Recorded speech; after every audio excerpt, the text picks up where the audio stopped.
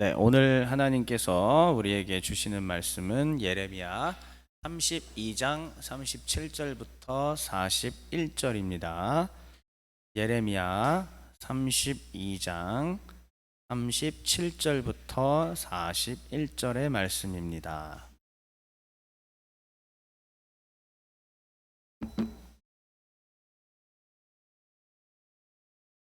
네, 우리 앞에 화면 틀어주시고 같이 한 절씩 교독, 제가 먼저 여러분 한 절 교독하도록 하겠습니다.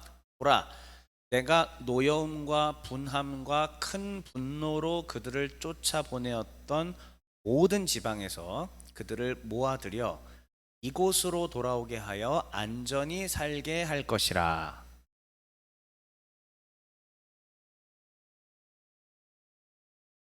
내가 그들에게 한 마음과 한 길을 주어 자기들과 자기 후손의 복을 위하여 항상 나를 경외하게 하고,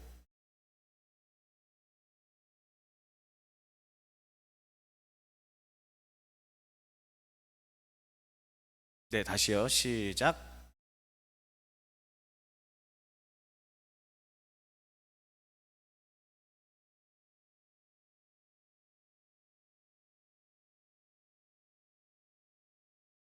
자, 41절 함께 읽겠습니다. 내가 기쁨으로 그들에게 복을 주되 분명히 나의 마음과 정성을 다하여 그들을 이 땅에 심으리라. 아멘. 오늘은 지난주에 이어서 제목을 또 라임을 한번 맞춰 보았습니다. 지난주에는 주의 법, 내 마음의 오심. 이번 주에는 한 마음, 한 길을 주심으로 글자 수를 한번 라임을 맞춰 보았습니다. 한번 같이 제목 읽어볼까요? 시작. 네, 좋습니다. 지난 시간에 했던 내용들을 한번 복습을 하고 오늘 말씀 한번 전해보죠. 자, 지난주에 예레미야 31장 31절부터 34절을 했습니다. 이 본문은 되게 유명한 본문이라고 제가 말씀을 드렸고, 왜 유명하냐면 단지 구약의 예언서의 부분 한 부분으로 그치는 게 아니라 신약의 예수 그리스도와 또한 성령의 강림과 성령의 사역과 연관되어 있기 때문이었습니다. 그래서 굉장히 유명한 지점이고요. 저희는 그 본문을 뭐라고 부르냐면은 한번 이렇게 따라해 볼까요? 새 언약. 네, 아주 유명합니다. 새 언약 본문이라고 이렇게 얘기를 하고 있어요. 자, 그러면 지난주에 새 언약 본문을 배우면서 율법에 대해서 우리가 쭉 다시 한번 고찰을 해 보았는데, 1번 보면서 한번 여러분 생각을 다시 한번 복습을 해보죠. 율법은 깨질 수 있는 겁니까? 깨질 수 없는 겁니까? 네, 깨질 수 없는 것이라고 얘기를 했는데, 근데 결과적으로는 율법이 깨졌잖아요. 율법이 깨졌던 까닭은 무엇이냐? 사실 비유적인 표현인데, 율법이 어디에 새겨져 있었죠? 돌에 새겨져 있습니다. 그 돌이 깨졌다. 그러니까 모세에게 주셨던 돌판도 깨진 거고, 여호수아를 통하여서 비석에 새긴 것도 깨진 거고, 사실은 눈에 보였던 손으로 만져졌던 율법의 덩어리들이 어떻게 되었다? 깨졌다. 그런데 그것은 사실상 원래는 어폐가 있는 겁니다. 왜냐하면 자, 두 번째 나와 있죠. 마음에 읽어보겠습니다. 시작. 율법은 본래 깨질 수가 없습니다. 정확하게 얘기할까요? 율법은 법 조항인 거고, 그 위에 뭐가 있었냐면 하나님과 이스라엘의 언약 관계가 있는 거죠. 이 언약 관계를 눈으로 보이게끔 규정 내려주고 또 살아갈 수 있게끔 주신 것이 뭐였냐면 율법 법 조항이었던 것입니다. 그런데 이것도 결국은 눈에 보인다 하여 돌에 새겨진 율법으로 그치는 게 아니라 그 율법을 주신 하나님을 기억하라는 게 율법의 본래 목적이죠. 다시요. 율법의 위에 윗단계에 뭐가 있느냐? 하나님과 이스라엘의 뭐요? 네, 그렇죠. 다시 한번 하나님과 이스라엘의 언약이 먼저인 겁니다. 하나님과 이스라엘 사이의 언약을 확인하는 작업이 율법이었던 것 뿐이죠. 그러므로 원래는 돌처럼 깨질 수 있는 성격의 것이 아닙니다. 깨져서도 안 됩니다. 그런데 깼죠. 마치 아담과 하와가 선악을 알게 하는 나무의 실과를 먹은 것처럼, 그들이 선악과를 먹은 것처럼 이스라엘 백성도 선악과를 먹은 것입니다. 그것이 무엇이냐?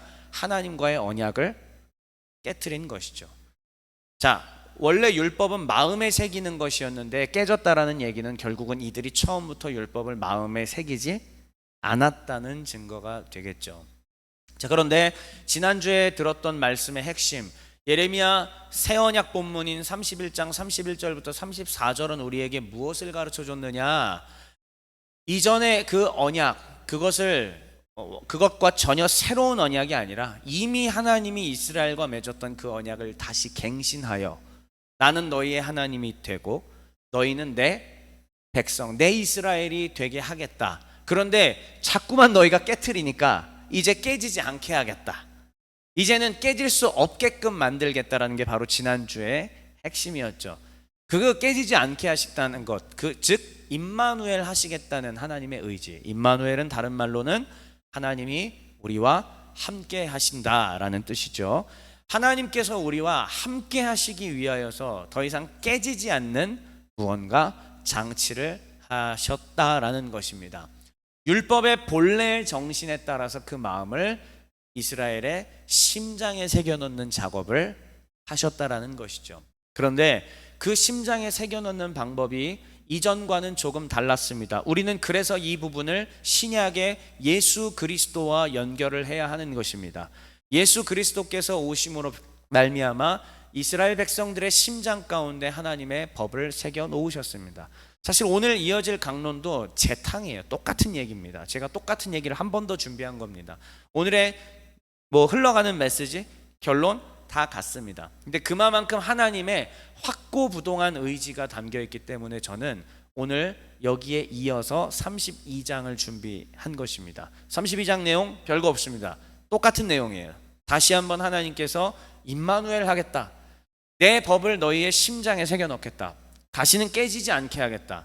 너희는 너희 스스로 자꾸 깨트리니까 깨질 수 없게 내가 만들어 놓겠다. 그래서 그 방법이 무엇이었는지 지난주에 이어서 우리는 조금 더 자세하게 살펴보도록 하겠습니다. 그렇다면 오늘 순서는 이렇습니다. 첫 번째, 자, 지난주에 우리가 31장까지 살펴보았죠. 저는 오늘 32장의 이야기를 간략하게 여러분들에게 이야기를 통해서 먼저 말씀을 드리겠고요. 그리고 오늘 본문인 32장 37절부터 42절을 다시 한번 살펴보고 주제인 한마음 한기를 주심이 어떤 것인지 같이 나누면서 강론을 정리하도록 하겠습니다. 그럼 첫 번째로 예레미야 32장 이야기를 한번 살펴보도록 하겠습니다. 예레미야 32장은 시점을 뭐라 얘기해 주고 있는가? 시드기야 왕이 왕위에 오른 지 몇 해? 제10년, 열째 해라고 이야기하고 있습니다. 여러분 기억하세요? 여호야김이 몇 년 통치? 11년. 시드기야 왕 몇 년 통치?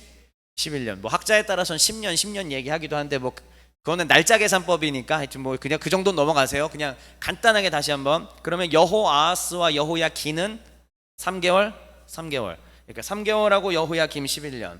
그다음에 여기 여호아하스하고 여호야김 11년, 여호야긴 3개월, 시드기야 11년. 이렇게 되는 겁니다. 3개월 11년, 3개월 11년. 이제는 잊을 수가 없겠죠. 다 외워졌죠, 이제. 네. 전국의 어느 교회도 이 마지막 왕들 이 재위 기간을 외우고 있는 교회는 흔치가 않아요, 여러분들. 자랑스럽게 생각하셔도 되고요. 자, 근데 시드기야 제 10년이잖아요. 그러면은 이제 어떤 상황일까요? 네, 곧 끝났다. 우리는 이미 결과를 알고 있지 않습니까? 시드기야 어떻게 돼요? 빵하잖아요. 그러니까 시드기야 제 1년, 2년이면은 제법 그런직하다 하는데 이제 10년이니까 이제 끝나기 직전. 상황은 굉장히 절박하다. 이런 상황을 우리가 알 수가 있습니다. 괄호 열고 제가 이렇게 써놨죠. 괄호 안에 있는 거 한번 같이 읽어볼게요. 시작. 네, 바벨론에 의하여 완전히 포위가 된 상황이었고요. 언제 망해도 이상하지 않을 정도로 뭐 드라마나 영화 같은 거 보신 분들이라면은 아시겠지만은 이제 공성전의 상황입니다. 공성전, 수성전이죠. 정확하게는 성을 지키는 작업입니다. 성 안에 다 들어가서 성벽을 지키고 절대로 밖으로 나오지 않고 싸우는 그러한 것입니다. 사실은 무슨 싸움이냐면은 물과 식량과의 전쟁입니다. 그래서 물을 끊어놓는 작업들도 하기도 하고요.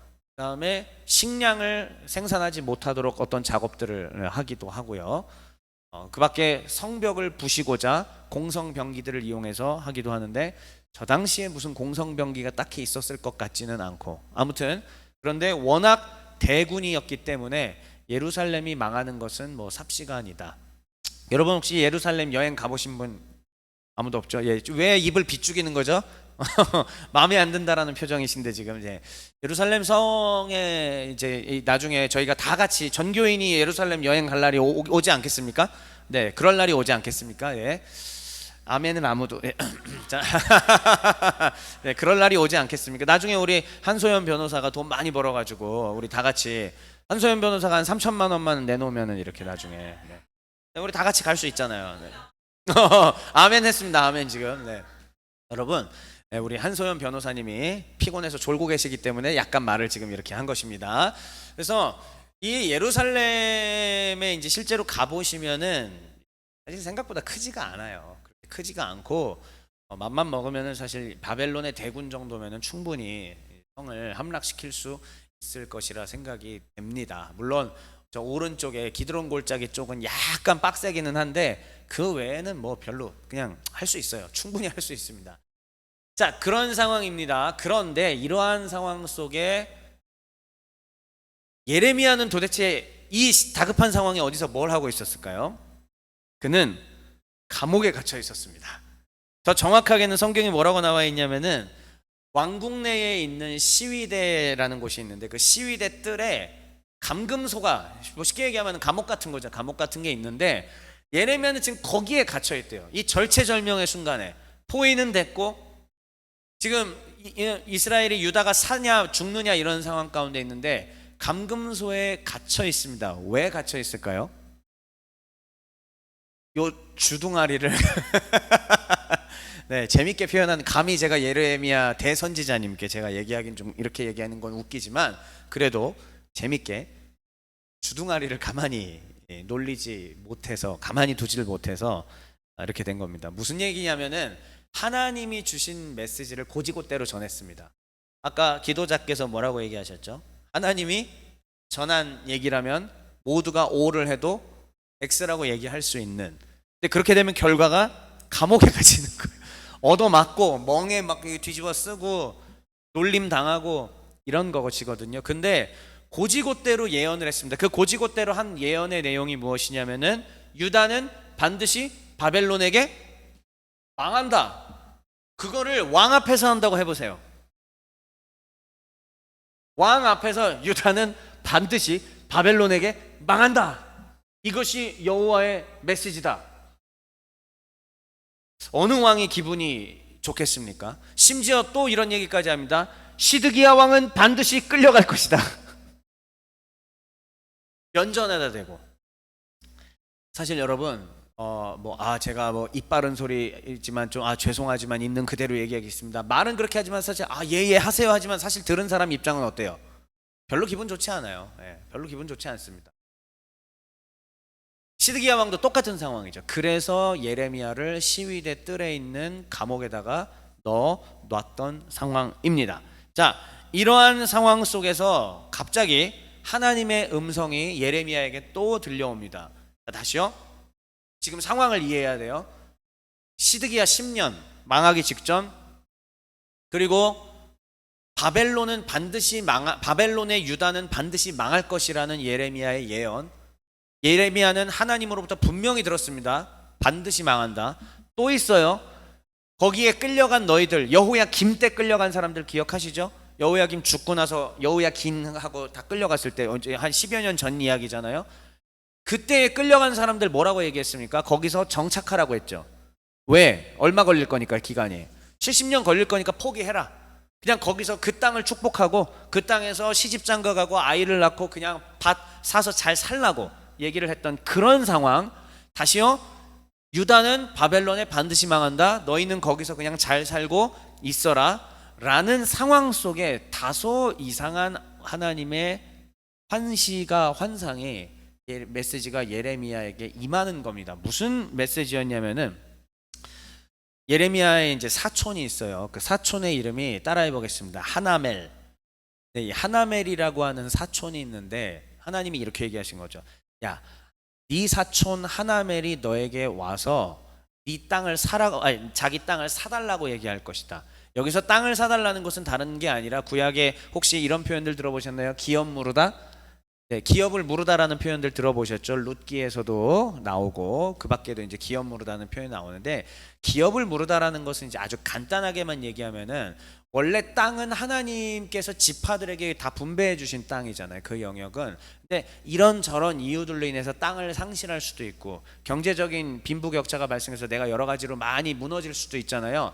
그랬을 때는 내 가장 가까운 친족이 나의 생계를 위해서 그 땅을 다시 되찾아줘야 되는 의무가 있습니다. 이것을 뭐냐면은, 이것을 달리 말하면은 기업을 물러주다라고 표현하는 거예요. 그러니까 하나멜이 와서 얘기한 거죠. 형인지 동생인지는 제가 잘 모르겠습니다. 뭐 형이라고 해볼게요. 형, 그 우리 베냐민의 아나도 땅 있잖아. 그 우리 이제 넘어가서 없잖아. 형, 나 기업 물을 짜잖아. 찾아줘. 얘기를 하는 거죠. 다시, 형 이거 땅 찾아줘 얘기하는 거예요. 사실 이 입장이 여러분 얼마나 우스운 상황이에요. 다시 한번, 때는 누구 몇 년? 시드기야 10년, 곧 망하기 직전. 이 상황 가운데 내가 내 주머니에서 돈을 빼가지고 지금 땅을 산다? 말이 돼요? 여기가 지금 반드시 슬럼화가 되고 망할 거라고 경제학자들이, 사람들이 명확하게 얘기한 그 땅을 여러분들은 돈을 들여서 영끌을 해서 거기 살 마음이 있습니까? 건물을? 아무도 그런 사람 없잖아요. 그렇죠? 지금 신촌 상권 사겠어요? 신촌에 점포 입점하겠습니까 지금? 네, 안 할 거잖아요. 이대 앞에 들어갈 거예요? 이대 앞에 다 X세 있잖아요. 지금 다 문 닫았잖아요. 그런 것처럼 지금 상황이 뭐냐면은, 이제 유다는 땅을 다 바벨론에게 뺏길 상황인데 땅을 사래. 기업을 물러달래. 하나님이, 그리고 하나멜이 와서 이 얘기를 할 거라는 거죠. 그리고 얼마 안 있다가 감옥에 갇혀 있는데 실제로 누가 오느냐? 하나멜이 옵니다. 와서 똑같은 얘기를 하는 거죠. 형인지 동생인지 몰라요. 그냥 하는 겁니다. 형, 땅 좀 물러줘. 하나님의 음성이 있었기 때문에 이 바보 같은 예레미야는 어떻게 해야 됩니까? 순종해야죠. 이게 하나님의 백성이고 선지자의 의무입니다. 목에 칼이 들어와도 시드기야 형 앞에서 너 끌려갈 거야 라고 얘기하는 것처럼 땅을 사람은 사야 돼요. 뭐 생각해보자면 그럴 수도 있겠죠. 그래, 2판 4판이지 어차피 다 끌려가고 다 우리 나라 망할 건데 뭐 이때 뭐 돈 뭐 그냥 다 풀어버릴 수도 있지, 이렇게 생각하면 제가 사실 할 말은 없는데, 정상적인 사고를 해보자면 사실 누구도 거기서 그럴 수는 없는 상황입니다. 그런데 그렇게 하겠대요. 그래서 예레미야가 얘기하죠. 은 70세겔, 은 70세겔로 결정, 이렇게 얘기를 하고. 근데 더 재밌는 거는 이거를 공식화했다는 거예요. 이 지점이 이 예레미야 32장의 아주 재밌는 부분입니다. 다시요. 토지 매매 과정을 그 당시에 있었던 풍습대로 아주 정상적인 법적 절차에 의해서 그 일들을 다 했습니다. 무슨 얘기냐? 증서를 쓰고 봉인을 합니다. 인을 찍어가지고 이제 그 우리로 따지면 풀 붙였다는 뜻이죠. 풀이랑 스카치 테이프로 붙여서 못 뜯어보게 했다는 뜻이죠. 증서를 쓰고 봉인을 하고, 그 다음 그 당시의 문화 풍습대로 증인을 세웁니다. 우리 얼마 전까지 증인 시리즈 했잖아요.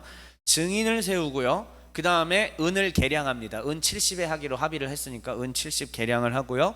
그 다음에 미봉인된 매매 증서를 갖고 있는데, 그거는 기업을 물러줄 당사자인 예레미야가 가져요. 그 다음에 이 모든 것들은 다 어디서 이루어지느냐? 사람들이 다 보는 앞에서 이 일을 합니다.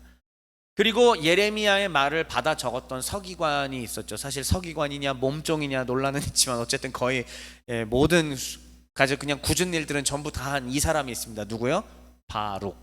바룩이라고 하는 사람이 아주 거의 몸종 수준으로 굳은 일을 다 했습니다. 사람들 앞에서 바룩에게 명령을 합니다. 제가 화면은 준비하지 않았지만 그냥 읽어드릴게요. 32장 14절 15절에 이렇게 나와 있습니다. 만군의 여호와 이스라엘의 하나님께서 이와 같이 말씀하시기를 너는 이 증서 곧 봉인하고 봉인하지 않은 매매 증서를 가지고 토기에 담아 오랫동안 보존하게 하라. 다시요. 이 매매 증서를 어디에다가 넣으라고요? 토기에 담아서 어느 기간만큼 보존하라?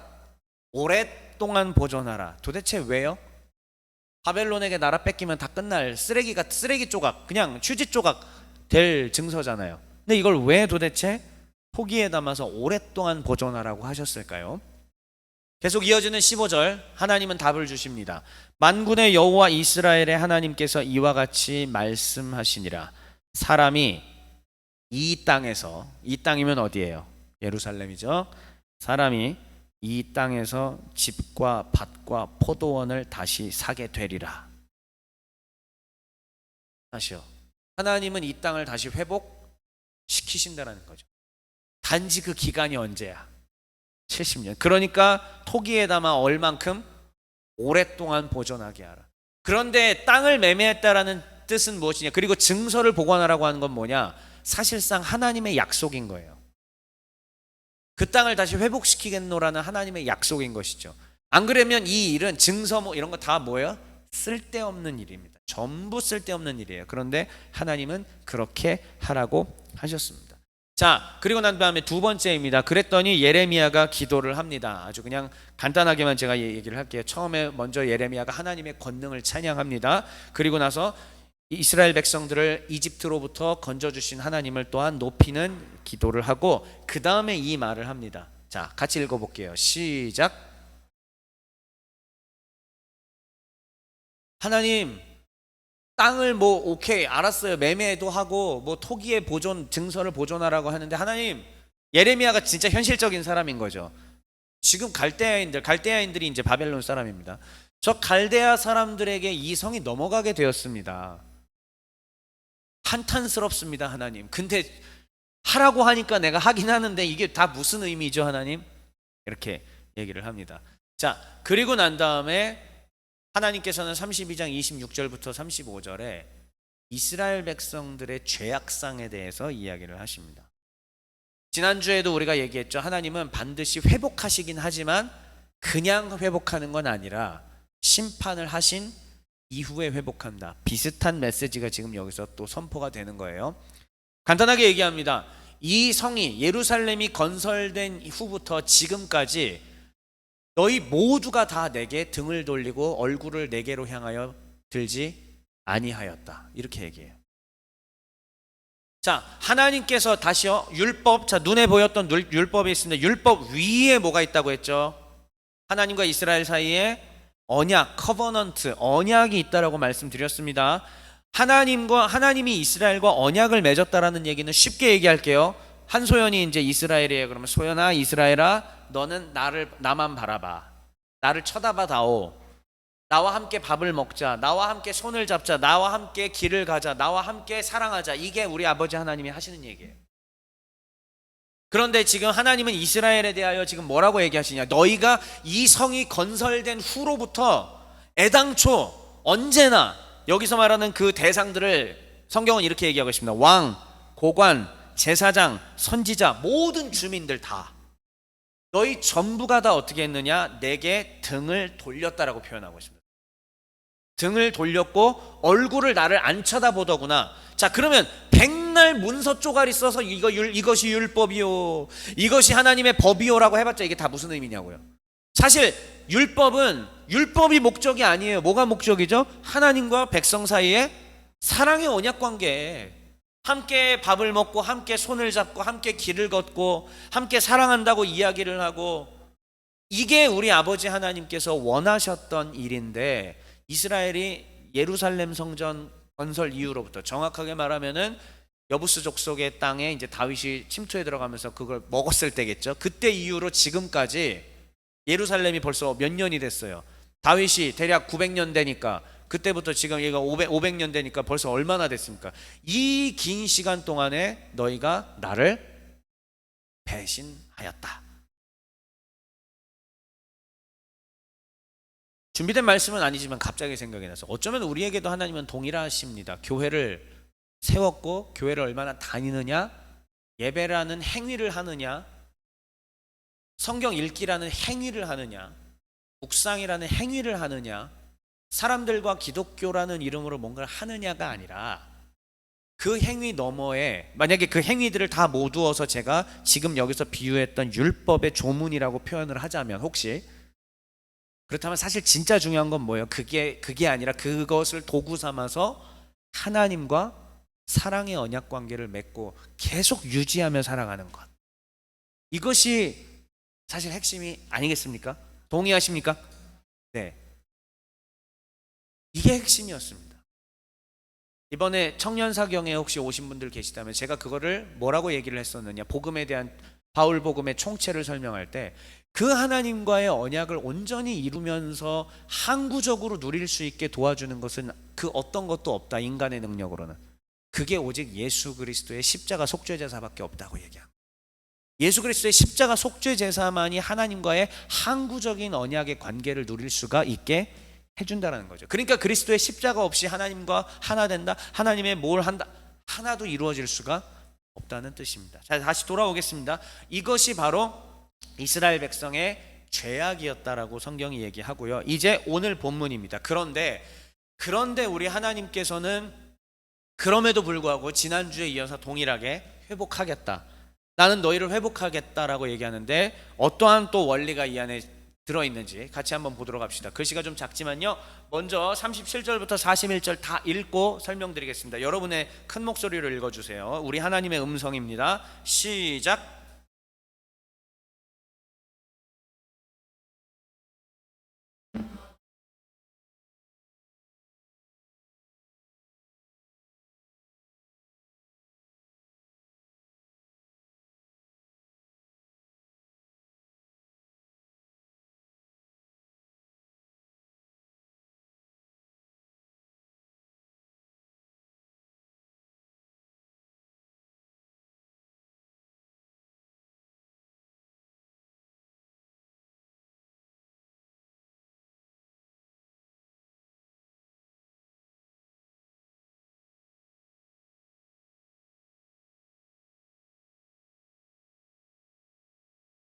네, 너희가 비록 예루살렘 건설 이후부터 지금까지 한결같이 내게 등 돌리고 얼굴을 나를 향하여 들지 아니하였지만, 그래서 내가 너희를 심판하여 저 갈대아인들의 땅으로 보내겠지만 그러나 다시 돌아오게 하겠다. 그렇기 때문에 이 토지 증서는 유효하다. 내가 어쩌면 내 아들 예레미야에게 그 행위 예언을 하게 한 이유는 이것을 보여주기 위함이다. 내가 끝까지 이 땅을 회복하겠노라는 내 의지를 너희에게 보여주기 위함이다. 이게 우리 하나님의 의지죠. 그러면서 지난주에 이어서 똑같이, 자, 제가 메시지 전혀 다르지 않다고 했죠, 지난주랑. 오늘 이 본문도 똑같습니다. 38절과 40절에 있는 이 형광펜 부분만 다시 한번 읽어볼게요. 38절과 40절의 형광펜입니다. 시작. 그들은 내 백성이 되겠고 나는 그들의 하나님이 될 것이며 내가 그들에게 복을 주기 위하여 그들을 떠나지 아니하리라. 같은 말이죠. 나는 너희의 하나님이 되고 너희는 내 백성이 될 것이며 나는 너희에게 복을 주기 위하여 너희를 떠나지 않겠다. 지난주에는 이것을 어떻게 표현하신 거죠? 내 법을 너희의 마음에 새기겠다. 그게 내가 모세에게 처음 율법 줬을 때 그게 원래 율법의 정신 아니니. 제가 지난주에 신명기 말씀 여러분들한테 다시 한번 해석해 드린 거 보이셨죠? 원래부터도 할례도 모든 율법도 사실은 어디에다 하는 거였다? 마음에다 하는 거였다. 처음부터 그게 율법의 원래 정신이었던 거예요. 단지 이스라엘이 착각했던 것뿐입니다. 자, 하나님은 그 마음에 다시 한번 내 법을 심어서 내 법이 너희에게서 떠나지 않게 하겠다. 나는 너희와 함께 하겠다라고 이야기를 한 겁니다. 그런데 그것을 오늘 본문은 그 법을 마음에 새긴다는 걸 또 이런 식으로 표현하셨네요. 39절에 한 마음과 한 길을 주겠다라는 표현을 하신 겁니다. 지난주와 다른 메시지가 아닙니다. 동일합니다. 주의 법을 우리 마음 가운데 새기는 것, 그것을 하나님께서는 어떤 식으로 또 하시겠는가? 한 마음과 한 길을 주겠다.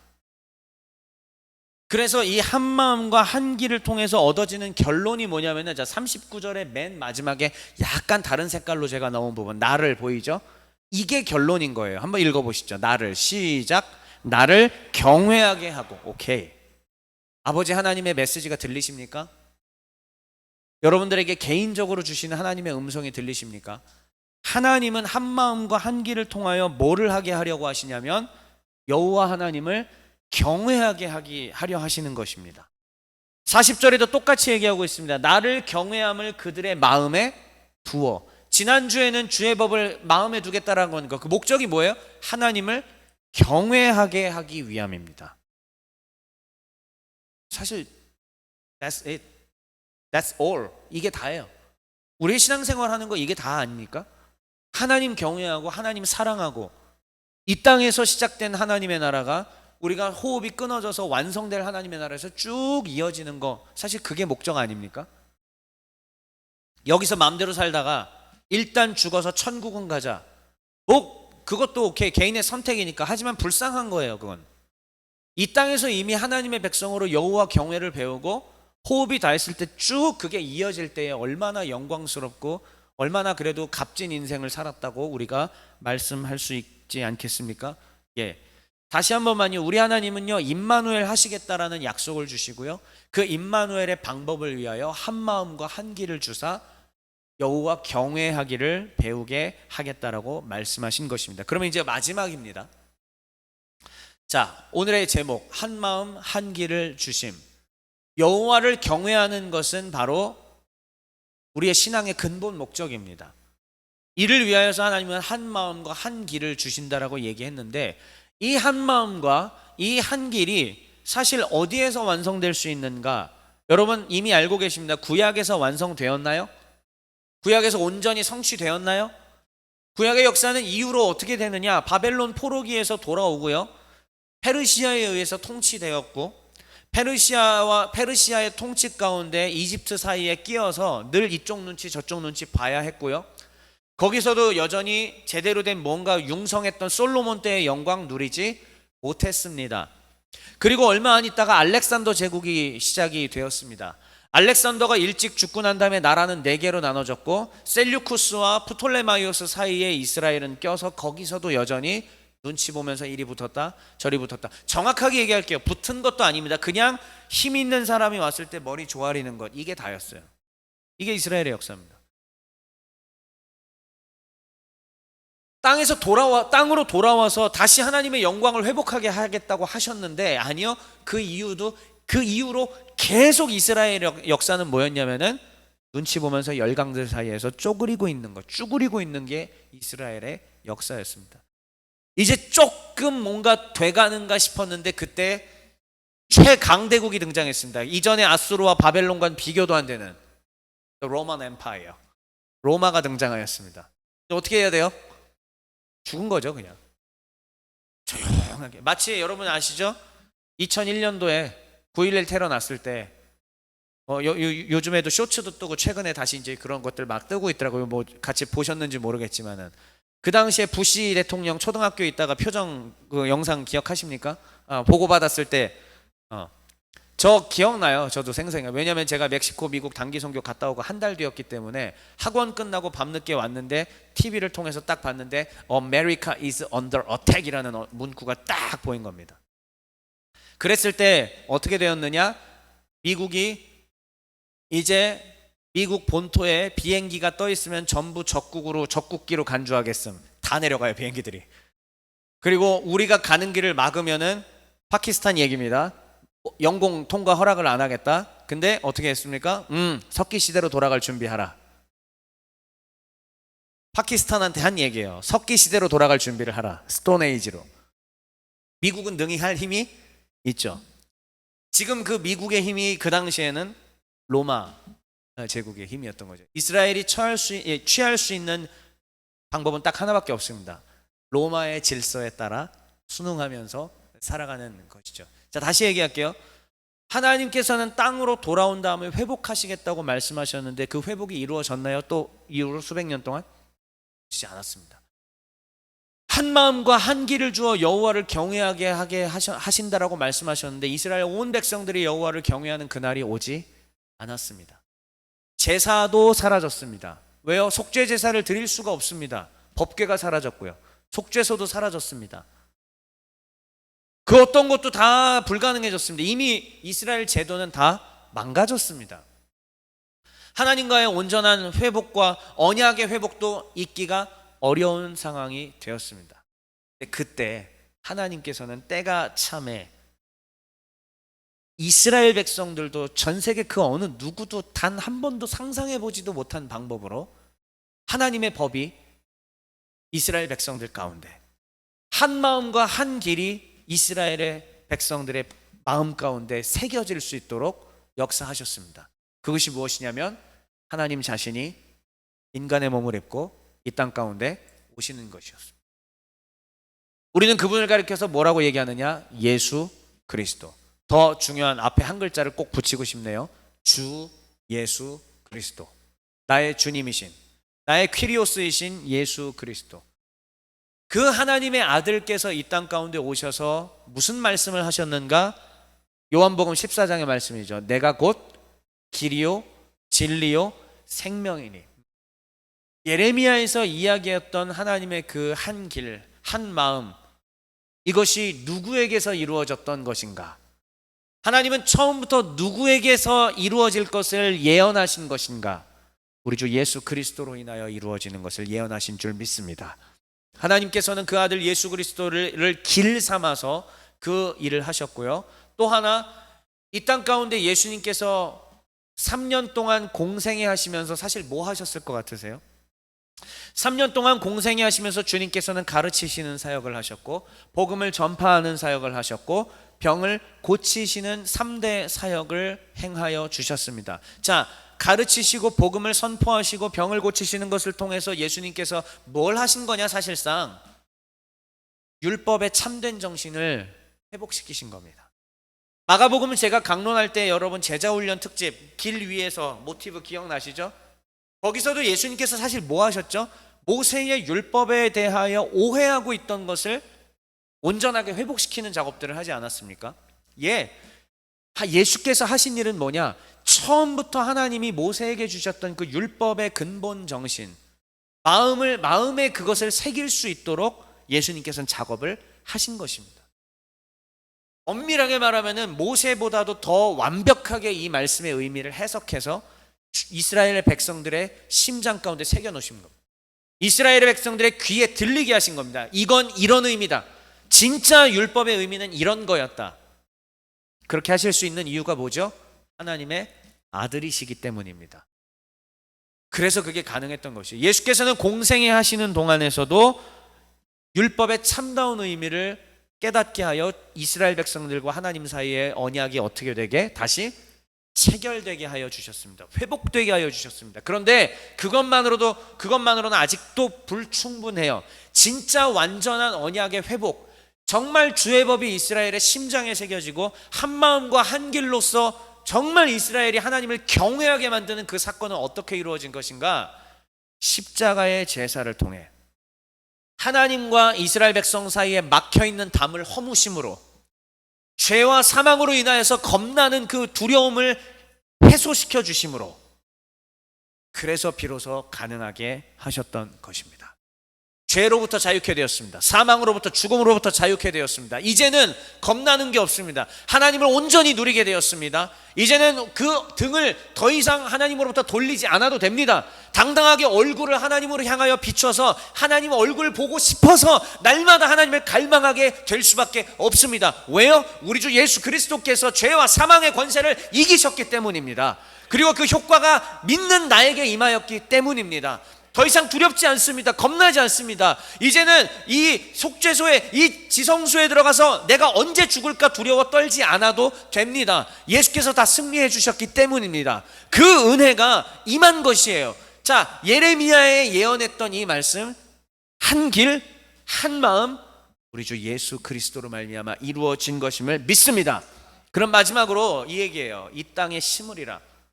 오늘 본문에 보면은 분명히 나의 마음과 정성을 다하여 그들을 이 땅에 심으리라고 오늘 41절 마지막에 말씀하고 계십니다. 그러면 도대체 어떤 자들을 이 땅에 심는 것인가? 여호와를 경외하는 자들을 이 땅에 심겠다는 것입니다. 여러분, 여호와를 경외하는 자들을 심을 어떻게 길러내고 어떻게 키우고 어떻게 심을 거예요? 우리 하나님께서는 바로 교회를 통해 그 일을 하기를 원하십니다. 우리 하나님께서는 교회를 통해 전도에 미련한 방법으로, 말씀을 가르치는 사도들의 사역의 방법으로, 주 예수 그리스도의 사랑을 증거하는 방법으로, 그 미련한 멍청한 방법을 통해 하나님의 나라와 하나님의 영광이 여호와를 경외하는 자들을 이 땅에 심도록 하나님께서는 작정하여 주셨습니다. 자, 그러면 이제 마지막 내용, 그걸 누가 해야 될까요? 저는 그 일을 행하는 모두를 가리켜서 이렇게 표현하고 싶습니다. 따라해 볼까요? 주의 종. 다시 한 번만요. 주의 종. 주의 종은 목회자만을 말하는 게 아닙니다. 주의 종은 주의 일을 하는 자들을 말하는 겁니다. 주님의 종은 당연히 주인을 경외하는 자이고요, 그리고 주인의 마음을 이해하는 자고요, 주인의 명령을 받았을 때 순종하는 자들입니다. 종의 교회를 왜 하나님께서 세우셨을까요? 주의 종들을 불러 모으시기 위함입니다. 우리 아버지 하나님을 경외하는 자들, 그리고 아버지 하나님의 마음을 이해하는 자들, 그리고 아버지 하나님의 명령을 따라 순종할 자들. 바라옵기는 여기 있는 우리 모두가 주의 종 되시기를 주의 이름으로 축원합니다. 우리 모두가 먼저 주의 종이 되어야 하고, 주의 종으로서 주의 마음을 알아 그 일들을 해내야 합니다.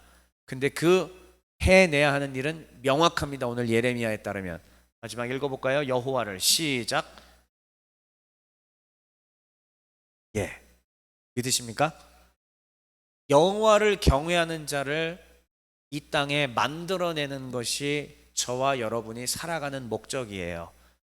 직업을 갖고, 직장을 갖고, 일하고 벌어서 좋은 걸 누리는 게 우리의 살아가는 목적이 아니라, 그거는 수단과 도구입니다. 하지 말라는 게 아니라 진짜 살아가는 목적은 여호와를 경외하는 것이며, 또한 여호와를 경외하는 자를 불러내는 것입니다. 저와 함께 우리 모두가, 여러분과 저와 모두가 그러한 여호와를 경외하는 자들을 이 땅에 심게 되는 은혜를 받아 누리게 되시길 주의 이름으로 축원합니다.